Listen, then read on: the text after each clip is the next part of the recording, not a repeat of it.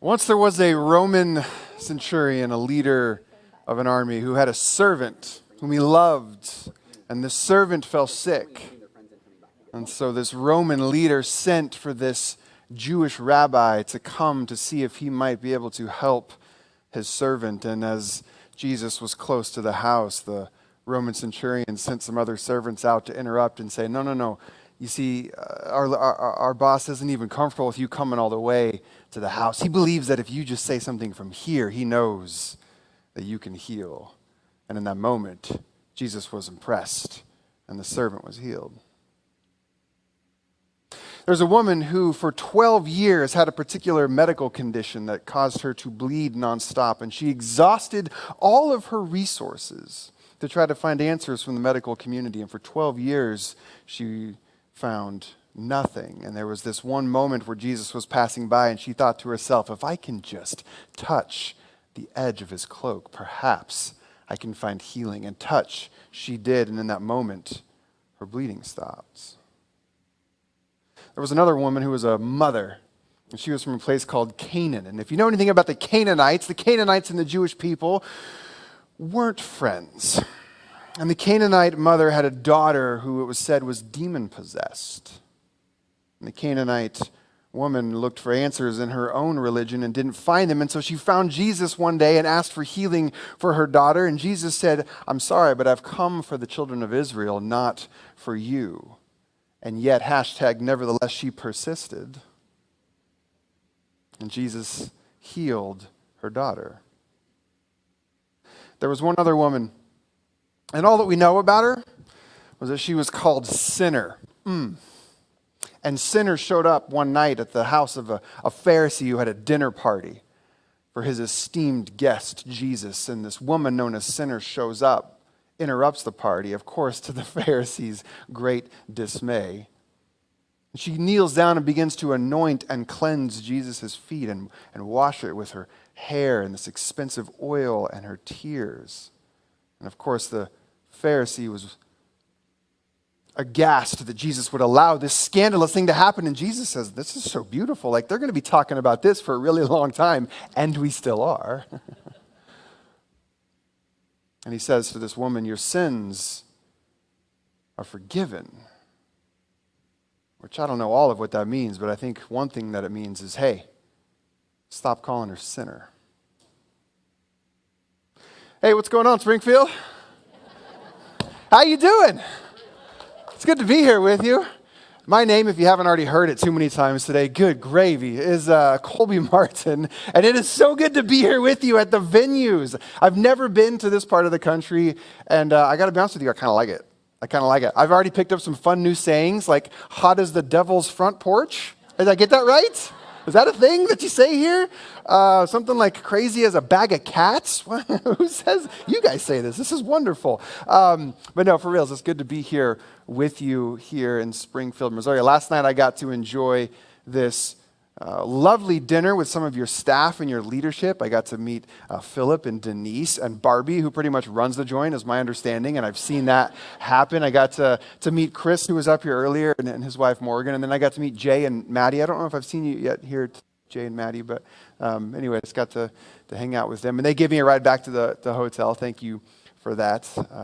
But it's just really good to be here with you. I want to start by saying this. I'm really proud of you. Venues Church. I'm really proud of you. I've been traveling, as Chris mentioned, so I've got this second book here called The Shift. I'll talk about it here in a second. And I've been traveling for the last 8 months talking about this book, going to communities that are similar to this. And the thing is there's not a lot. There's not a lot of communities like this. And so one of the things I like to say when I show up at places like this is I like to let you know, because sometimes your pastors can communicate this to you, and it doesn't always land because you're like, yeah, we know, like this is our church, we know you. But when you have someone else come along and say, no, you don't understand, you're lucky to have a place like this, like for reals. Places, yeah, that's worth. Thank you. That is worth applauding yourselves for. Like you're doing it, and I'm so freaking proud of you. So keep it up. I know it's a grind. I know the challenges are myriad, but you're doing it, and I'm really, really proud of you. So keep going. We need places like this.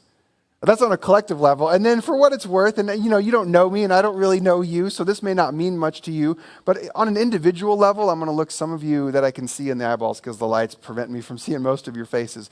But I'm going to look at you in the eyes, just a couple of you, because I want you to know on an individual level, listen to me now, you're doing a really good job. You're doing a really good job. You're doing great. Life is really hard, and you're doing it. And I'm proud of you. You're doing great. Life's hard. And you're here. Not just like here at church. I mean, you're here, like you're showing up to life. You're doing it, and I'm really proud of you. And sometimes you just need someone to come along and say, whew, you're doing a great job. You're doing a great job. I'm really proud of you. Okay, so other than to deliver this news of you doing a great job, why am I here? So I wrote this book. It came out in 2020, just a couple weeks after the pandemic came and turned America on its head. And so the plans that I had to kind of travel and talk about it back then all got canceled and postponed. And then last October, I closed down the church that I had started in San Diego 9 years ago. And as Chris mentioned, I've been a pastor for 20 years, the first 10 in conservative evangelical context, and the last 10 in sort of post-evangelical progressive Christian context. And for the first time, when we closed our church last October, for the first time, I had nothing to do on Sundays. Like, what am I going to do with my time? And so I thought, hey, you know what? I never got to actually travel and talk about the shift. So let me dust off some of those contacts and see if I can make a little tour out of it. And 3 events led to 5, led to 7. And I think this is now my 22nd stop since January, as I've just been traveling around saying, hey, I have something I want to share with you. And the idea of the book is this. It's kind of a survival guide for those who have made the shift, who are in the shift of moving out of their more conservative Christian context. This could be family, this could be churches, this could be community. They've moved out of, or in some instances kicked out of, right? They're moving away from that and they're moving towards something, I don't know. They know that they want it to still be Christian, still be anchored to, tethered to the heritage of Christianity, because that matters to them, but they need it to be more open. They need it to be more expansive, more inclusive, more progressive. Look, that's a term that I use. If it's helpful for you, great, use it. If not, don't use it. I don't really care. Labels are helpful until they're not. Sometimes they become boundaries and barriers, but if it's helpful, progressive Christian is just my way of saying, look, we believe like the progress is still in front of us. And so this is a survival guide for those who are moving, shifting from a conservative sort of closed-minded religion into something more open, expansive, inclusive, and progressive. And today what I want to specifically talk about is one of the things that I've noticed, because I wrote this book because for the last 10 years I've been helping people sort of go through this shift. I've been like their Sherpa, is that a term, like, right? Where you kind of travel alongside and carry someone? I don't know if that's the right term. Their bellhop? I don't know. I've been helping people with their baggage as they've been moving from conservative to progressive Christianity. And one of the things that I've found most helpful in this effort, for me personally, and then I've seen it unlock others, is to reimagine, rethink, reconsider 2 terms in particular, one being faith and one being saved. Faith and saved. And so I began with these 4 stories, the Roman centurion, the woman bleeding for 12 years, the Canaanite mom, and the woman known as Sinner. I started with these 4 stories because I noticed years ago that in each one of them there is this connective tissue between this idea of faith and being saved, or in some of these stories, the word translated is healed. The Roman centurion sent for Jesus to come and help heal his servant. And Jesus says, someone's timer's going off. Am I already done? Oh no, I just got started. No, I'm just kidding. Jesus said to the Roman centurion, I have not seen faith like this in all of Israel. What incredible faith is on display here. And in that moment, the servant was healed. And so the woman who was stuck bleeding for 12 years, when Jesus realizes that power had gone out of him, and he interacts with this woman and she explains what happened, he says, your faith has saved you. And to the Canaanite woman, the mother whose daughter was possessed with a demon, once she got Jesus' attention, Jesus says, your faith has made your daughter well. Your faith has healed your daughter. And to the woman known as sinner, once he says, your sins have been forgiven, he says, your faith has saved you. Go in peace. And so for years, I've been sitting with stories like these in the Gospels where there's this connection between faith and saved. And I want to share a little bit with you this morning on what comes up for me now when I think about these stories and think about these terms, faith and saved. Traditionally, we might hear stories like this, and the takeaway or the teaching or the interpretation is something like this. Out there is a God, and if you believe the right things, or if you believe hard enough, or if you do it the right way, then this God who has the power and the capacity to heal whomever, whenever, if you do it right and you believe right and you say the right words, then you just might get lucky and maybe one day you'll get healed.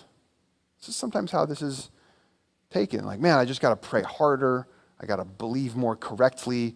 I got to stop doing these 7 things or maybe start doing those 4 things. I just got to be honest with you.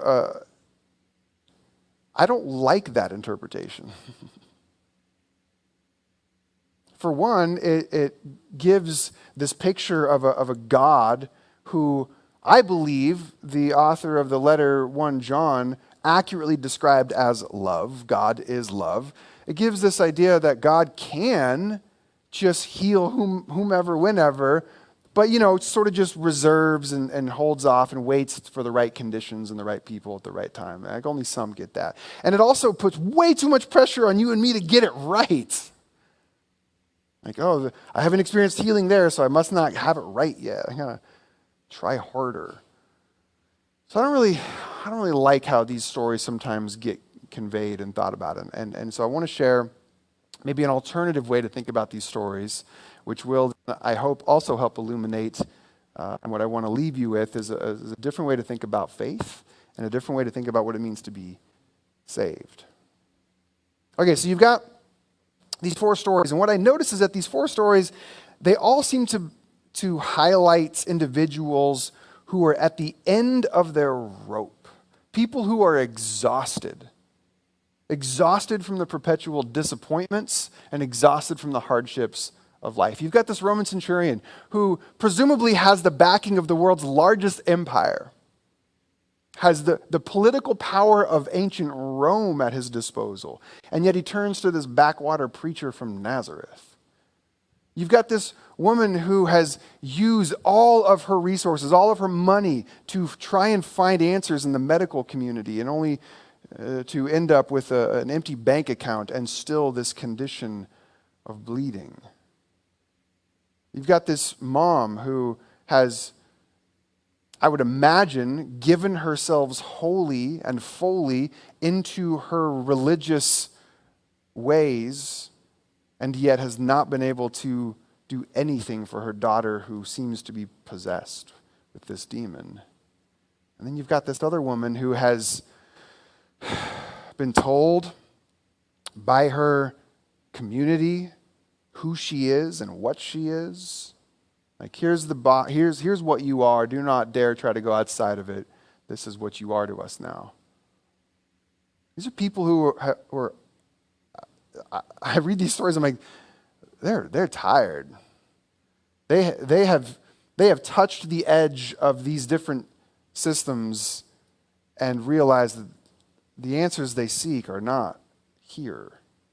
And this is part of why, by the way, even though I've left a lot of my evangelical roots behind, and I'm a recovering Baptist. Thanks for having me here this morning. I've left a lot of that behind for these last 10 years. But one of the things that I take with me is the Bible. Like, yes, I hold it differently, literally and metaphorically. Literally, I almost grabbed my phone. I hold it differently.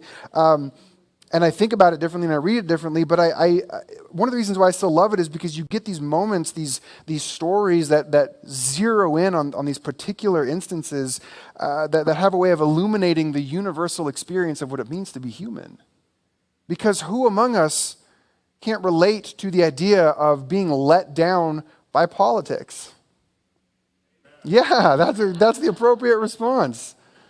Like, we know what it's like to feel like we live in the greatest place in the world. Now, look, I know it's a problematic statement. I'm just saying, hang with me here. Like, we live in the greatest country in the world, and yet, why is everything so broken all the time? And so we can relate to the centurion who's like, yeah, I've got Rome at my back, but honestly, Rome is just letting me down right now. Like, we know what that's like. And we know what it's like to feel like if I just had enough money, then I can make everything work. Or if I just got the right doctor, if I just got, like, science can fix everything. Can it though? Does it though? Which experts are we following today? Which WebMD article is going to be updated next week and tell me that now broccoli prevents cancer instead of causing it? Oh, so stressful. What do I do with broccoli? Money, science. Who amongst doesn't like these? We think that they might solve all of life's problems, and yet sometimes we're like, they don't. And who among us, I imagine if you're at a church like the Venues, you can relate to this idea of, I did religion right. And why did life still happen to me? I went to all the Bible studies. I memorized the verses. I tithed X amount. You know what I mean? Like, you did your religion well, and yet suffering and tragedy and heartbreak and devastation and betrayal still found their way into your back door. And who in here can relate to that experience of having other people tell you who you are? Deciding, no, this is the label that we've given you now. Society, culture, family, friend groups or ex-friend groups. No, this is who you are. Don't try and be in it. Do you know what I mean? Like, these stories, they're 2,000 years old, and yet they are 2 seconds old. Because they're still reflecting back the experience of what it is to be a human on this spinning rock that's like flying through outer space. So these people, for me, are just illustrative of this experience of running up against these edges of these systems and these ideas and these religions and these concepts, the things that are supposed to provide us a sense of security and stability and safety and maybe salvation, and yet they don't. And yet they don't. In these stories, I'm struck by the way that these individuals have experienced the limitations of these various systems and concepts in ways that expose the fragility of humanity. We were driving here this morning, Philip and Denise came and picked me up, and we were driving here this morning, and we were talking about death, because that's what you do on a Sunday morning when you're driving to church, and how, we're like, why does the path towards death, like the aging process in particular, like how come as you get older, like everything starts to wind down and shut down, and anyways, I was just thinking about death, and part of me was like, but death is what makes life so interesting. Death is what makes life so exciting. If we knew we wouldn't die, have you ever seen The Good Place? I won't spoil it for you, but the last season of The Good Place is this beautiful exposition of what if there was no ending? Like, that's terrifying. And so there's something about the fact that there's limits to this human life that we know, spoiler alert, you are going to die. Some are like, what? No. It happens for us all. But there's something about that like, at one hand terrifies us. That's why we spin so many plates trying to escape realizing that we are fragile humans. But once you can sort of let these plates fall, or sometimes they just drop without our permission, like, oh, this is all I got. I got to wake up and I got to pay attention. And so my thinking is, if our ultimate hope is in politics, if our hope is in money, science, if our hope is in religion, if our hope is in family and society, then eventually we're going to realize that it's going to leave us disappointed, disillusioned, exhausted, cynical. And this leads me to the second way that I think historically these these stories have been maybe misunderstood. And it has to do with what I call the way that it illustrates the supremacy of Christianity, okay? It's as though and the idea is this, it's as though these four characters in these stories fell down at the feet of Jesus and worshiped him as though he was like the second person in the Trinity. And because they had this theological correctness about them, then they get rewarded by Jesus with salvation. And so sometimes these stories are like takeaways of look how good of Christians these are. And I just got to tell you, that doesn't make any sense. Because Christianity didn't exist in these stories. Do you understand me? Christianity didn't exist yet. Christianity wasn't a thing until after the death and the resurrection, and people tried to figure out, how do we now start to organize our life and our communities based on these teachings of this guy that we followed around for a couple years? And then Christianity became a thing. When these stories were happening, there was no Christianity. So these weren't people being good Christians. And I'll take it a step further. If the idea is that the individuals in these stories had great faith, which oftentimes in the church world we conflate faith with beliefs. I spend a whole chapter in this book trying to disentangle faith from beliefs. These are not the same things. I'll talk about that in a second. But oftentimes these people are seen as having great faith, which is to say they believe the correct things.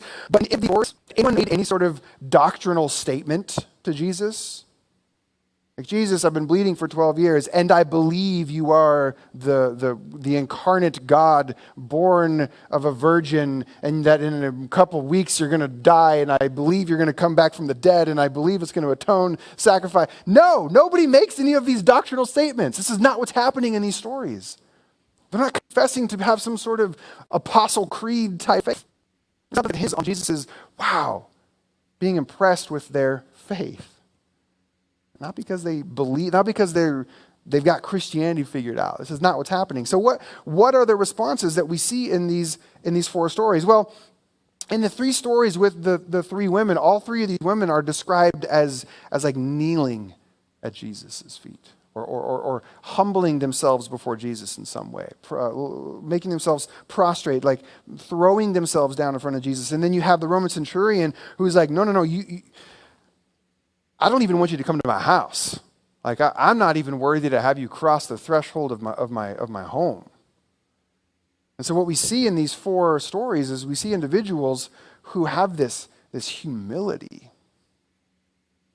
this sense of openness. Because when you are kneeling at someone, like you are throwing yourself at their feet, you very, very literally, and also you are like, I am open. You basically have all the say here. I am completely open to you. This is what seemed to impress Jesus in these four stories, is that these people, it's like they've reached the edge, like I said, of the ways in which politics and money and science and religion and society, they've reached the edges of realizing those things can't help them, and they have reached the end of themselves, really, and they've said, I don't have much, Jesus, but what I have is me, and I'm given that. I'm given that. It's all I have. And think about the ways in which each of these characters, to get to that level of humiliation, which is the same root word of humble. Think of the humiliation of being a leader of a Roman army and saying, yeah, one of my favorite people are sick, and you know who we're going to go ask? We're not going to ask Rome. Like, how humiliating to say, no, I'm not even going to check with Rome. I've heard whispers of this Jewish apocalyptic preacher from the backwaters of Galilee. Go get him. I mean, think of how humiliated, in the story of the woman who had been bleeding for 12 years, there's this, Luke describes it as, she says, Jesus turns around and asks her what she wants, and Luke says that she explains everything to him, for everyone to hear. How humiliating would that be? For everyone to hear, for you to lay bare all of your life's struggles and secrets. And the woman who left Canaan, who left her homeland, who left her religion, to try to find help for her daughter. Again, how humiliating to humble yourself to that level, to say everything that I have sort of given my life to is now letting me down. I got nothing. Help. And I think it's self-evident, the level of humiliation. And I hope you hear me correctly. I'm not saying humiliation in that these people should be embarrassed or ashamed. It's the humiliation of saying, I have realized that all I have is me and I give it. The woman known as Sinner who shows up, interrupts this dinner party.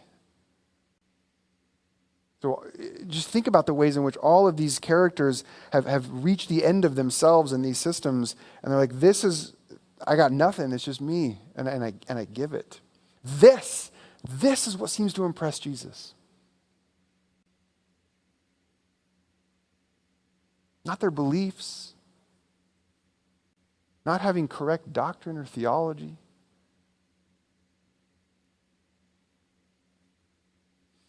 Now, I'm not going to pretend to know. I'm not going to suggest to you that I know what happened. Like if we were a fly on the wall, and all four of these stories like historically happened. I don't know. Maybe the centurion really was, the servant really was healed in that moment, in whatever ailment he had. Maybe the woman, her bleeding really did stop. Maybe there really was a demon, I don't know, that possessed this girl. I don't know. And again, I don't really know. I'm not going to tell you I know exactly what happened or what the stories mean on that level. I don't know. Maybe these things really did happen. Maybe this sort of extra supernatural, magical, mystical things, maybe they do happen, I don't know. Maybe these were like psychosomatic responses. Maybe these were just stories that were told years later to reflect what it felt like to be around Jesus, what this experience of being close to him felt like. I don't really know. But for me, the power in these stories is not necessarily dependent on that. And that leads me to the third way that these stories, I think, often get misunderstood. Because many of us, when we hear this phrase, your faith has saved you, we end up thinking saved as in going to heaven when I die. That's what to be saved means, right? And faith, as I said a minute ago, means to, have the right beliefs. And so we hear your faith has saved you, and we end up thinking, well, if you believe the right things, then when you die, you'll go to heaven. But I hope so far, as many times as I touch on these stories, I hope already you can pick up on the fact that these stories are not about experiences after a person dies. These stories hinge on very real, in the moment, flesh and blood, happening now realities. So it's about life before death for these stories. So whatever saved means in these contexts does not mean where you go when you die. And then faith. Okay, well, let's stay with saved for a second. So saved in these stories. 3 of the stories, depends on your translations, but you'll get saved in most of them. One of them might have healed. And the reason is because there's 2 Greek words at play here. The most common Greek word at play here is sozo. The Greek word is sozo. And most of the time when you come across sozo in your English Bibles, sozo is going to be translated as saved.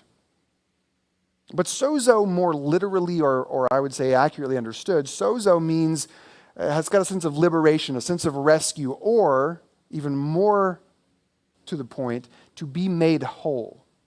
Sozo means to be made whole, to have the parts restored.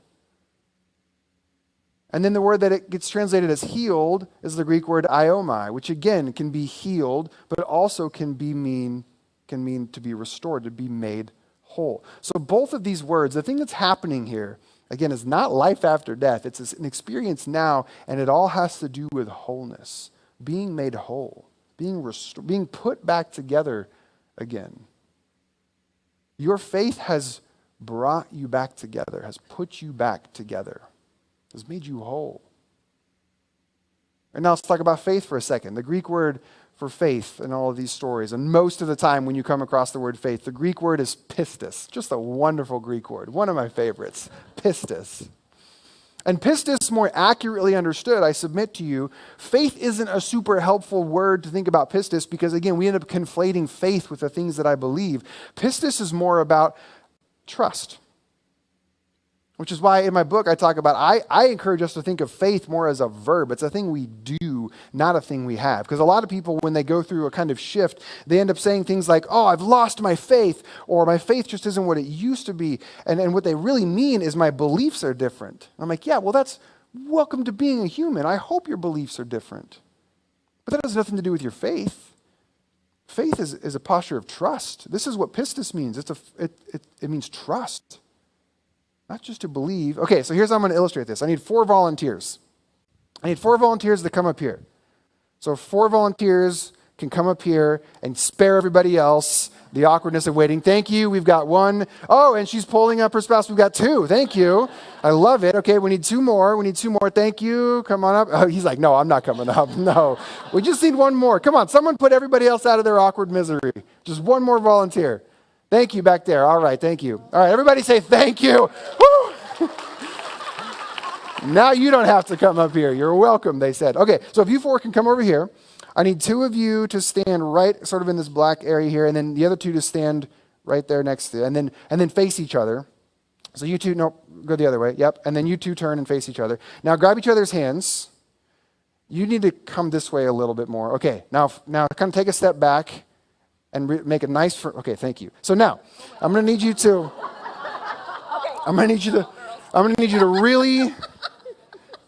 really lock this. Okay, you feel good about this? Do you feel good about this? Okay, so I feel great. Okay, are you ready? Okay, so, all right, everybody say thank you to our volunteers. You're good.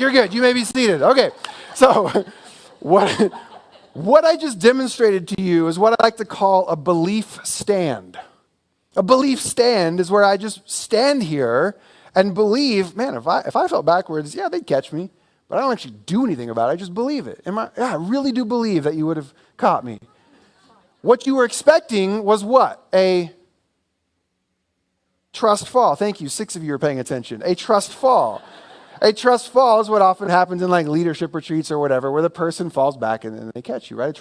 This is the difference between pistis as understood as like faith belief, just having the correct ideas, versus pistis as trust, actually doing a thing.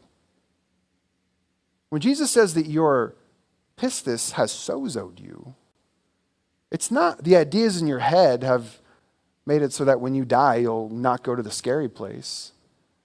Jesus is saying this act that you're doing, this thing that you are doing right here and right now to demonstrate a kind of trust, this giving of yourself because you realize that that's all you have left at the end of the day, and you give that of yourself. That act right there, that pistis, is made you whole, is making you whole in this moment right here, right now, is bringing you to wholeness. I was thinking about this morning too, is that beliefs are easy. They don't ask anything of you. Honestly, you can just stay at home, cozy, snuggled on the couch with your cup of tea, binging whatever it is you watch in Missouri. I was going to say Ozarks, but I thought that'd be a little too on the nose. Love is Blind. I don't know what you watch out here. Survivor, Chris? Where are you at? Yep, all right, thank you. Belief is easy. You can just stay home and believe all you want. It doesn't make any demands of your life. But trust is terrifying. You got to actually do something. Maybe this is why when Paul was in prison and he wrote to the church in Philippi, he said, work out your sozo, work out your salvation, work out the process of becoming whole with fear and trembling. If you've ever done like deep soul work, if you've ever done like intense therapy, if you've ever confronted your shadow, like in the Jungian sense, that is hard. That's fear and trembling right there. To take a hard, honest look at yourself. Beliefs are easy. But trust?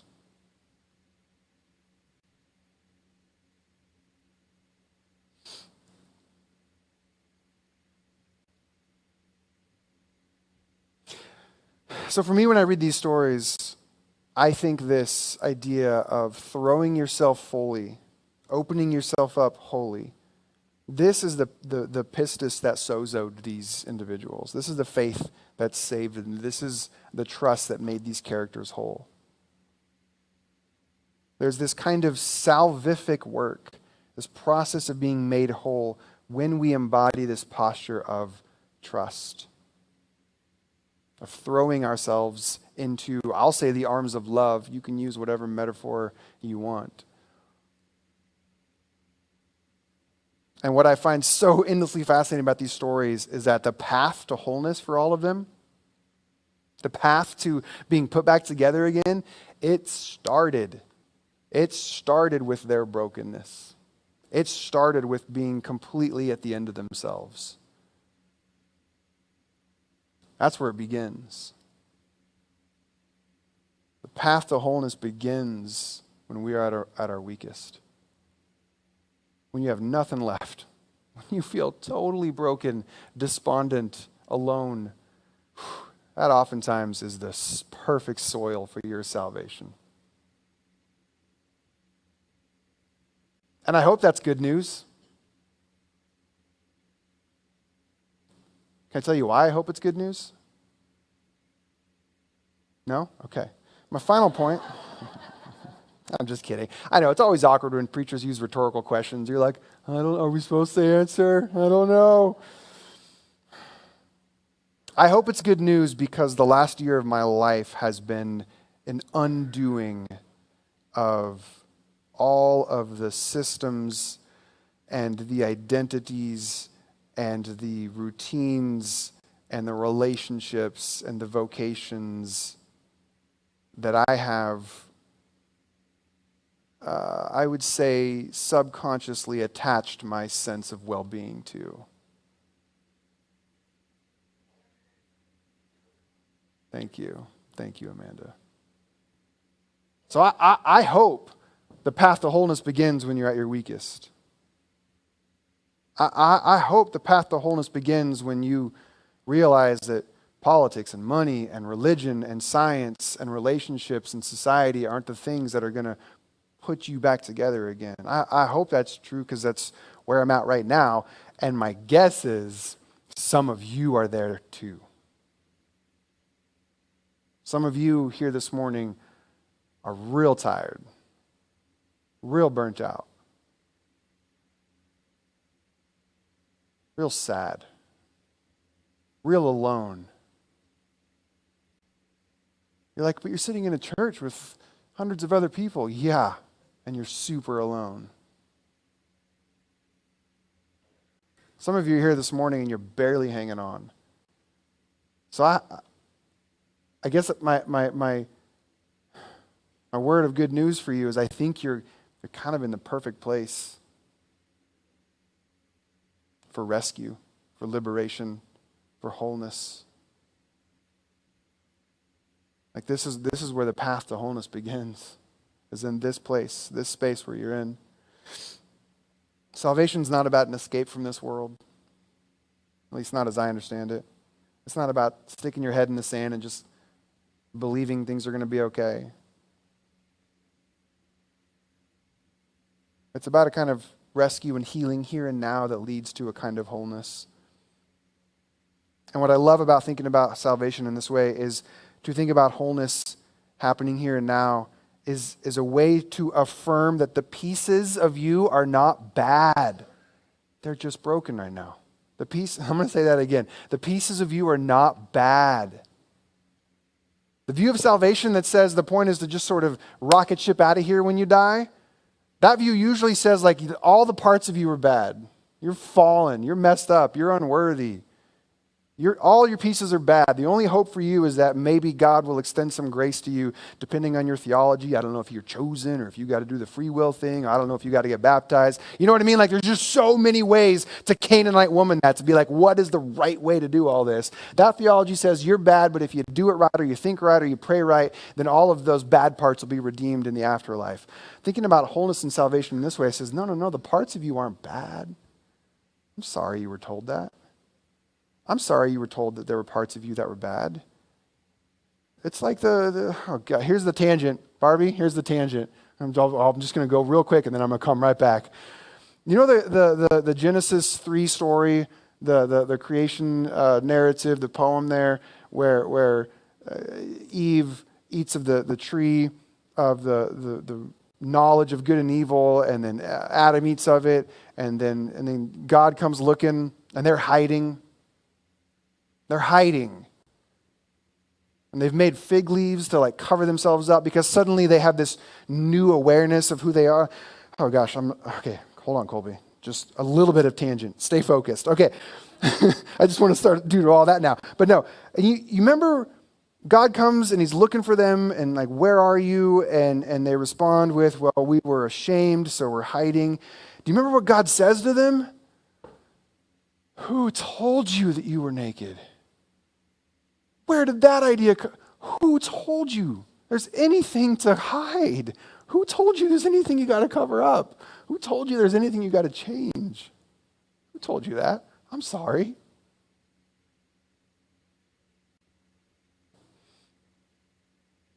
When you get put back together again, this affirmation is that the pieces are not bad. They're broken. And they get broken. They get broken all the time. Welcome to being a freaking human. They get broken all the time. People break them. Your own internal unresolved pain and trauma breaks them. That's just a normal part of life. The beauty is this, and this is what I'll leave you with. Salvation for me, wholeness for me, is not about never being broken. Wholeness is not about never being broken. Wholeness and the faith that saves is about a trust that there is a God in whom love and mercy is never ending. There is a God that every time when you do break, there is hope to be put back together again. That, for me, my friends, is a faith that truly saves. Thank you.